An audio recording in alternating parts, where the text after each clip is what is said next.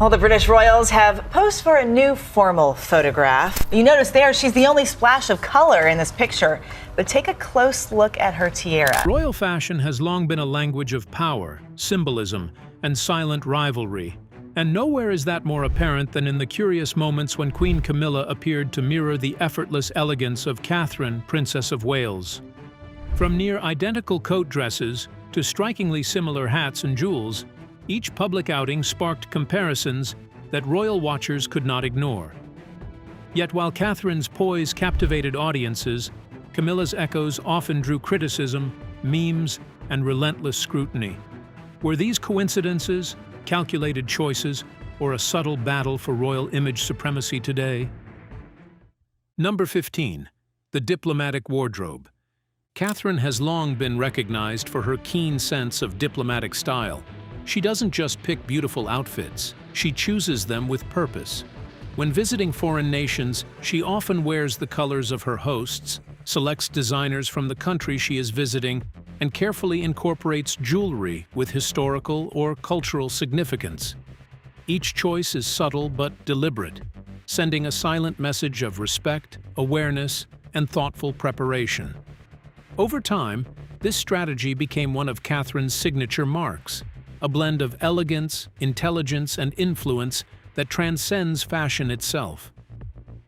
Months later, Camilla stepped onto a similar stage, seemingly adopting the same diplomatic approach for the first time. Gone was the familiar focus on purely traditional British fashion. Instead, she embraced local colors, featured foreign designers, and even experimented with accessories in ways that mirrored Catherine's carefully curated choices. Observers immediately noticed the shift. Royal watchers, journalists, and fashion analysts alike began comparing the two approaches, not in terms of rank or status, but in subtle influence and public perception. The palace, as always, remained silent, yet newspapers and social media buzzed with discussion. For the first time, royal comparisons weren't just about who held a higher rank. They were about style, impact, and the unspoken power of personal influence. And quietly, almost imperceptibly, a question began to emerge. Was Catherine not just leading with fashion, but subtly redefining what it means to behave as a modern royal? The answer may reveal far more than a wardrobe choice.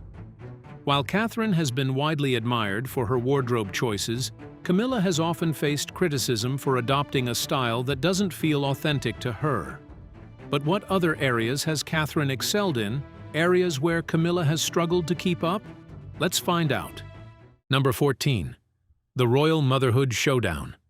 Catherine, Princess of Wales, quietly transformed what it means to be a modern royal mother. She brought parenting into the public eye in a way no royal had before. School runs, sports days, and hands-on interactions with her children became more than private moments. They became an essential part of her public identity. Photographs of her helping George with his homework, cheering Charlotte from the sidelines, or holding Louis close during outings didn't just show her family life. They subtly reinforced her image as approachable, nurturing, and relatable. In doing so, Catherine reshaped public expectations of royal motherhood, blending tradition with genuine warmth and authenticity. Months later, Camilla's appearances began to reflect a similar focus on children and family. She was suddenly photographed engaging in carefully staged moments with grandchildren, visiting literacy programs, and interacting with young children in ways that drew attention. Observers noted the shift, commenting that her image seemed softened and more approachable than before. While the optics were similar, the timing did not go unnoticed. It came after Catherine had already established herself as the royal mother who made children's events central to her persona, creating a benchmark that was both visible and memorable. For audiences, the contrast was clear. Catherine didn't just participate in children's events, she owned them, shaping them around her genuine passion for early childhood engagement. Camilla's involvement, while earnest, appeared reactive, carefully crafted to echo an image Catherine had already perfected. In this subtle competition of influence, the public began to see that timing, authenticity, and consistent engagement matter just as much as presence. Beyond fashion, Catherine is redefining royal parenting in a way that Camilla has struggled to match. How does she present her family? Is it just a familiar public image, or does she portray them in a way that draws praise and sets her apart? Let's unravel the astonishing details. Number 13. The Family Photo Wars. Catherine quietly revolutionized the royal approach to family photography. She began sharing informal, personal snapshots she had taken herself, pictures that captured real moments, natural interactions, and unposed gestures. George laughing at a playground, Charlotte clutching her mother's hand, Louis exploring the garden. These images felt human, relatable, and intimate, offering the public a rare glimpse into the private lives of a modern royal family. The response was immediate. Social media exploded. News outlets circulated the photographs globally, and audiences praised Catherine for showing warmth, authenticity, and approachability while still maintaining royal dignity. The images weren't just pictures, they were carefully curated storytelling that reinforced her personal brand.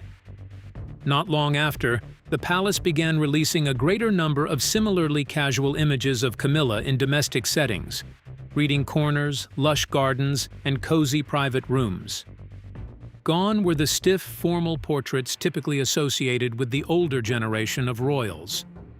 The shift was subtle but unmistakable. The monarchy itself was beginning to modernize, embracing candidness and relatability as part of its public image. Yet for viewers, the message was clear. Catherine had started the trend, demonstrating that relaxed, genuine family moments could captivate the world without compromising tradition. Camilla's images, while pleasant, inevitably invited comparisons. The timing, style, and impact all highlighted a simple truth. The art of connecting authentically with the public could not be copied. It had been pioneered and perfected by Catherine herself. If Camilla couldn't create a unique family image like Catherine, could she at least match her social advocacy? Now let's uncover how Catherine's early years blueprint set the standard that Camilla later tried to mimic. Number 12. The charitable copycat. Catherine didn't just attend charitable events, she transformed them into meaningful initiatives that reflected genuine understanding and advocacy. Her early years program, focused on early childhood development, elevated her role from ceremonial royal to engaged social advocate. Catherine immersed herself in the work, commissioning surveys, participating in research panels, and partnering with academics and child development experts. Every event, every speech, every report she endorsed carried the weight of informed insight, not just public appearances. The program became a hallmark of her royal identity, demonstrating how deep engagement and authentic passion could shape public perception, influence policy discussions, and inspire meaningful change. Soon after, Camilla, Duchess of Cornwall, began emphasizing her literacy campaign with a more structured and research-driven approach than in previous years. Expert panels, academic collaborations, and formally prepared reports became central to her public engagements. While the causes themselves differed, one focusing on early years, the other on literacy, the presentation style suddenly bore striking similarities to Catherine's carefully considered approach. Audiences and royal commentators noticed the resemblance immediately. The polished, data-driven presentation, once unique to Catherine's advocacy, now appeared in Camilla's portfolio, raising subtle questions about originality and influence. The shift was unmistakable. While the substance of the causes was different, the method, the measured delivery, the reliance on research, and the expert-backed insights looked increasingly familiar.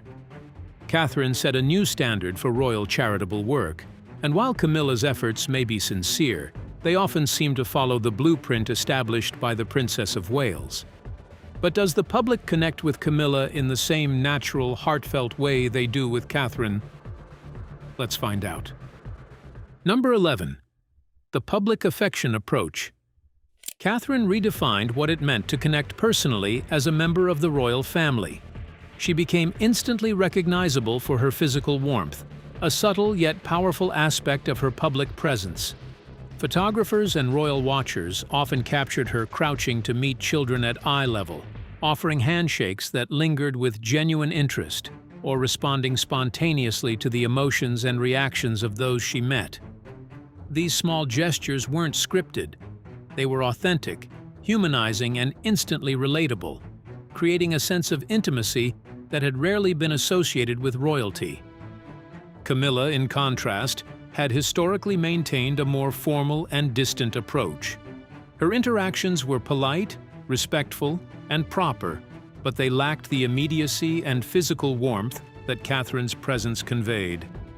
Then, over time, observers began to notice subtle shifts.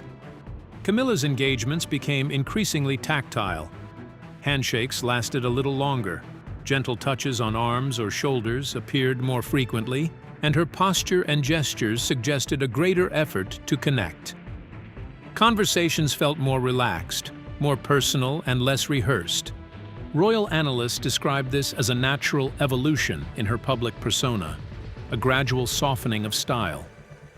Catherine set the standard for physical approachability and genuine engagement, and Camilla's adaptations, whether intentional or not, echoed the warmth and human connection that Catherine has long made her signature. But how does the public perceive both women when it comes to connecting with people? Let's uncover the details. Number 10. The relatable royal persona. Catherine, Princess of Wales, quietly mastered the art of relatability. She showed the world that royalty could be approachable without losing dignity. From casually popping into supermarkets to selecting budget-friendly repeats of her signature outfits, she made everyday life feel effortless yet elegant. Her conversations with the public, warm, accessible, and genuine, reinforced an image of a royal who was both connected and composed. People didn't just admire her. They saw her as someone they could relate to, someone grounded in the ordinary, while still embodying grace. Just months later, observers noticed a subtle shift in Camilla's public persona. Headlines began to celebrate her everyday habits, her favorite TV shows, her reading routines, even her preferred comfort foods. The former distance she maintained from ordinary life seemed to soften. She shared glimpses of herself in ways that mirrored Catherine's approachable style, as though trying to bridge the gap between formal royal expectations and personal accessibility. Historically, the monarchy thrived on mystique, carefully curated appearances, and an aura of untouchable elegance. But the tides were changing. Public interest now favored warmth, familiarity, and a sense of connection. While Catherine showed that relatability could enhance a royal's influence and win public admiration, Camilla appeared to be following a path already defined by the Princess of Wales. What else has Camilla tried to imitate from Catherine? Now let's explore the iconic style moment of the Princess of Wales. Number 9. The outfit repetition revolution. Catherine quietly transformed royal fashion by showing that repeating outfits could be both stylish and meaningful. For decades, senior royals were expected to appear in completely new ensembles for every public engagement, a rule that reinforced the mystique and grandeur of the monarchy. Catherine challenged that expectation with subtle confidence. She would wear a dress, coat, or suit more than once, pairing it with different accessories or styling tweaks to create a fresh look each time. This simple act of repetition wasn't lazy, it was intentional. By doing so, she communicated elegance, mindfulness, and a respect for sustainability, long before eco-conscious fashion became a global trend. Audiences and fashion critics noticed that her repeated outfits didn't lessen her impact. They reinforced it. Repetition became a signature of her style, a quiet statement that fashion doesn't have to be disposable to be admired. Soon after, Camilla, Duchess of Cornwall, began embracing a similar strategy. At major royal engagements, she started re-wearing familiar pieces, often ones that were instantly recognizable to royal watchers. The public and press, who had previously criticized outfit repeats, now applauded the approach. What had once seemed unusual or unconventional in royal circles had become celebrated. Catherine had not only led the trend, but had shown how repeating outfits could merge sophistication, practicality, and authenticity in a way that left a lasting impression. After Catherine made outfit repeating fashionable, Camilla began publicly re-wearing recognizable ensembles at major events. But how does Catherine approach diplomatic engagements? Now let's explore how the Princess of Wales redefined royal diplomacy. Number 8. The soft power diplomacy. Catherine transformed the way royals approached international visits. No longer were engagements purely about protocol or stiff ceremonial appearances. She focused on genuine emotional connection, spending time with children, engaging with local communities, and participating in shared cultural experiences that felt heartfelt and spontaneous. From reading corners in schools to small community gatherings, every interaction was carefully measured but deeply authentic, leaving a lasting impression on both hosts and the public. Her approach subtly shifted perceptions of what royal diplomacy could look like, blending tradition with relatable humanity. In just a few months, people began noticing a striking shift in Camilla's approach to international visits. Once all about strict schedules, ceremonial handshakes, and formal appearances, her tours started to feel more personal and engaging. She paused to chat with locals, shared heartfelt stories, and spent extra time among communities, truly listening. The handshakes grew warmer, smiles more genuine, and every interaction felt spontaneous.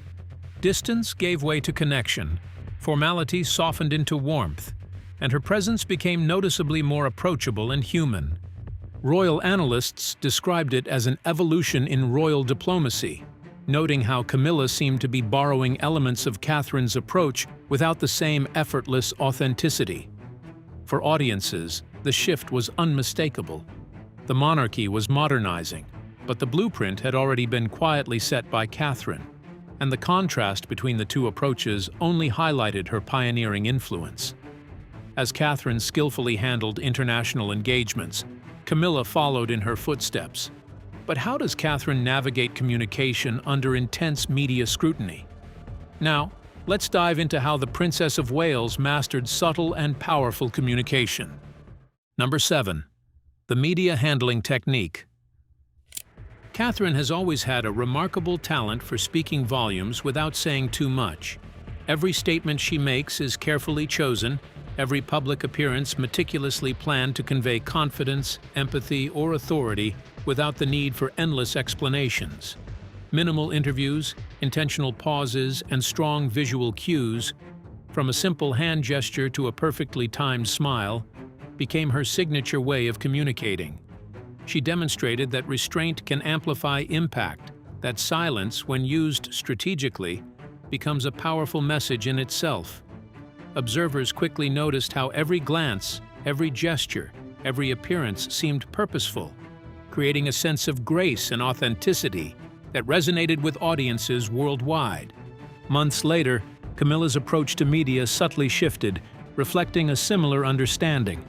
Her once more frequent casual remarks became fewer and more deliberate. Public statements were carefully curated, and appearances emphasized polished visuals and controlled messaging. The contrast was clear. What once might have seemed like ordinary protocol was now a conscious effort to communicate with quiet authority. Royal analysts and commentators couldn't help but point out the resemblance to Catherine's approach. Silence, it seemed, had become a strategic tool in shaping perception, and Catherine had proven its extraordinary power long before. In a world where oversharing is common, her mastery of subtlety set the standard, and others, even those with decades of experience, were left to catch up. Catherine is known for speaking sparingly to the media, yet she conveys powerful messages without words. How does she use fashion and accessories to communicate influence and meaning? Now let's uncover how the Princess of Wales turned accessories into powerful statements. Number 6. The royal language of jewelry. Catherine transformed royal jewelry from mere decoration into a subtle language of influence. Every piece she wore told a story, a nod to her mother-in-law Diana's legacy, a tribute to national symbols, or a carefully chosen accessory that acknowledged a cause she supported. Her earrings, necklaces, and brooches weren't random. They were statements, woven into the fabric of diplomacy and public engagement. Observers learned to read the messages behind the shimmer. It was understated power, elegance with intention. Soon, Camilla's style began to evolve in ways that caught the eye. Moving beyond simply wearing family heirlooms or strictly traditional pieces, she began selecting jewelry with deeper meaning. Items that celebrated local traditions, highlighted charitable efforts, or honored causes linked to the events she attended. Each choice seemed deliberate, a quiet message woven into her appearance. Catherine's influence was evident. Jewelry that once served only as decoration now spoke volumes, conveying purpose, awareness, and connection. Royal watchers noted the timing carefully. Catherine had introduced the idea, setting the standard for how jewelry could extend a royal's voice without a single word. Camilla's adoption of similar strategies suggested more than coincidence. The palace rarely commented, but the press did, dissecting necklaces and brooches as if they were headlines themselves. Jewelry had evolved from glittering embellishment into a medium of connection and messaging. In this quiet, sparkling revolution, Catherine showed who led and Camilla followed, learning to let her accessories speak for her. Catherine's jewelry often communicates more than words ever could. But what other signature focus defines the Princess of Wales? Let's unravel the remarkable details. Number 5. The charity focus model. Catherine has long understood that influence comes not from spreading yourself thin, but from focusing deeply on a select few causes. She invested years learning the ins and outs of early childhood development, mental health, and the arts, attending research panels, commissioning studies, and building real expertise. Her approach was deliberate, thoughtful, and sustained, allowing her to speak with authority and credibility on issues she truly cared about. Camilla, in contrast, has long been involved with a wide array of causes, offering her support to numerous organizations. While her intentions were always sincere and admirable, she rarely focused deeply on any single mission.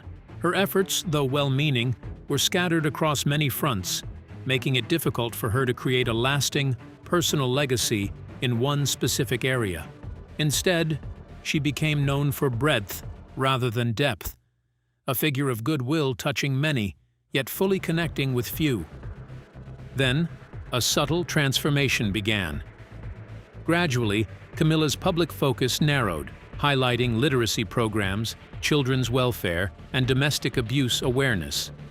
These causes became her signature topics, with more structured events, expert panels, and targeted messaging. Observers noted the shift, seeing echoes of Catherine's strategy: depth over breadth. The difference was clear. Catherine had already demonstrated that concentrating effort on a few key areas builds trust, recognition, and real impact. Camilla's pivot seemed inspired by that model, acknowledging the effectiveness of sustained, focused engagement. In the world of royal patronage, true influence isn't measured by quantity, but by authority, commitment, and the ability to create lasting change. Lessons Catherine had quietly perfected. Catherine achieved excellence by concentrating on a select few charitable causes. But did her efforts truly connect with younger generations, or did they draw criticism from the most discerning audiences? Now, let's uncover Catherine's extraordinary appeal to youth. Number 4. The Youth Appeal Strategy. Catherine quickly became a figure younger generations could relate to and admire. She understood that the monarchy's relevance depended on connecting with modern audiences. Through carefully curated social media posts, engaging videos, and appearances at schools and universities, she captured the attention of students and young adults alike. Every visit, every conversation, and even her choice of discussion topics reflected contemporary issues that mattered to youth, from environmental awareness to mental health and digital literacy. Her presence felt approachable, yet regal, bridging the gap between tradition and modernity. Soon, the palace started showcasing Camilla's efforts to connect with younger generations. Her school visits, literacy campaigns, and youth-focused events gained attention, with media highlighting her genuine conversations with students and her keen interest in modern challenges they face. This growing visibility signaled a quiet but meaningful change in royal strategy, a monarchy looking ahead, embracing fresh ways to engage the public while thoughtfully building on the foundation Catherine had already established. Observers noted the timing and the style.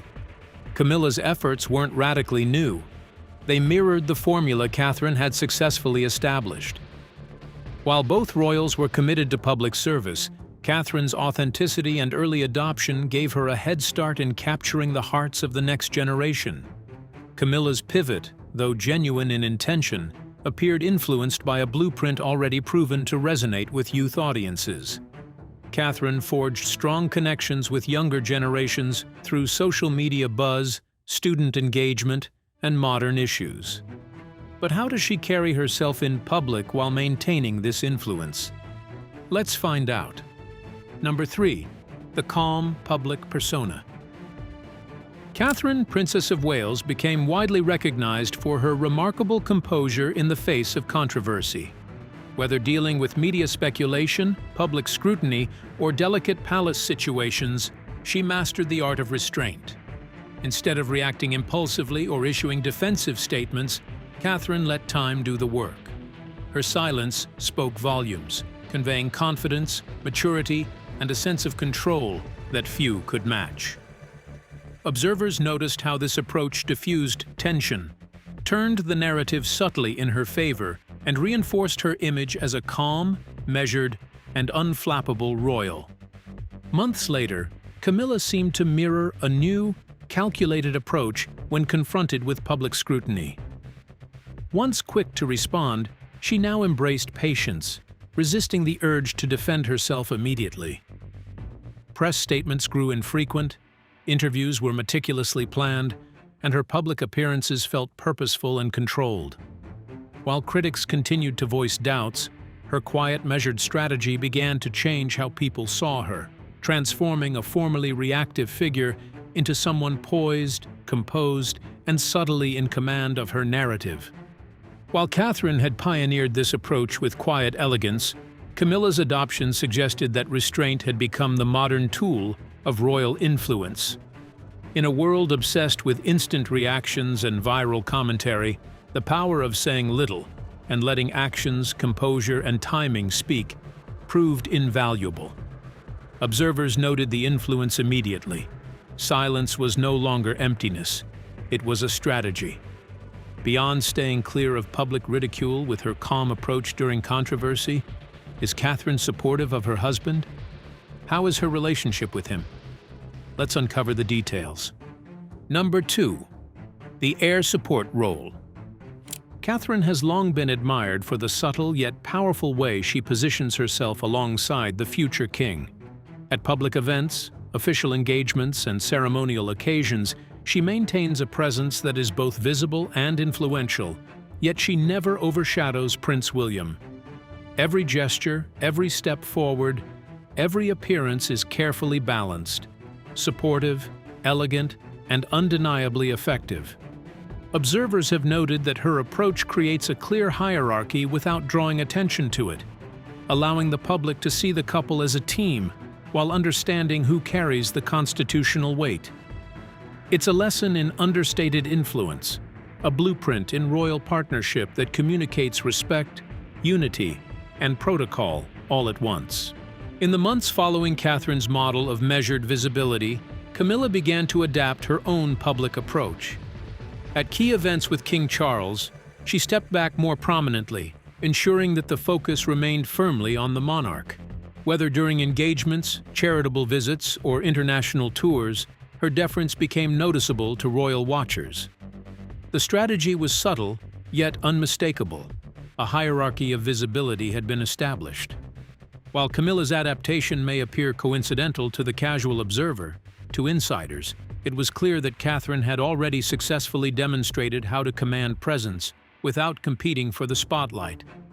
The lesson: in the royal family, influence often comes not from overt dominance, but from knowing when to lead and when to step back, a pattern Catherine had perfected long before anyone else followed. Catherine consistently appears as a supportive partner without overshadowing her husband. But is she truly prepared to become the future queen? And what is she doing that Camilla has failed to emulate perfectly? Let's unravel the details. Number 1. Shaping the monarchy. Catherine, Princess of Wales, didn't just step into royal life and hope her image would speak for itself. She carefully crafted a long-term presence defined by stability, warmth, professionalism, and a vision of a modern monarchy that felt both approachable and respected. Every appearance, every gesture, every carefully considered engagement contributed to a larger, cohesive identity that the public could trust and admire. Over time, this cultivated authenticity became her signature. Effortless yet intentional, relatable yet regal. Camilla, historically more traditional in her approach, gradually began to shift her public presentation. Her engagements and appearances started emphasizing emotional accessibility, warmth, and approachability in ways that mirrored Catherine's style. It wasn't officially rivalry. It wasn't an open attempt at imitation. Yet the influence was unmistakable. Observers noted the subtle ways Camilla's comportment, engagement choices, and even media interactions seemed to echo the blueprint Catherine had already laid out years earlier. This evolution highlights a fascinating dynamic within the monarchy. Change doesn't always come from the very top. Often, it trickles down, inspired by example rather than decree. Catherine's careful, deliberate modernization of royal behavior created a model that others, even those in separate branches of the family, began to follow, consciously or unconsciously. In essence, the monarchy evolves not just through official reform or policy, but through the quiet, powerful influence of individuals who redefine what it means to be a royal in the modern era.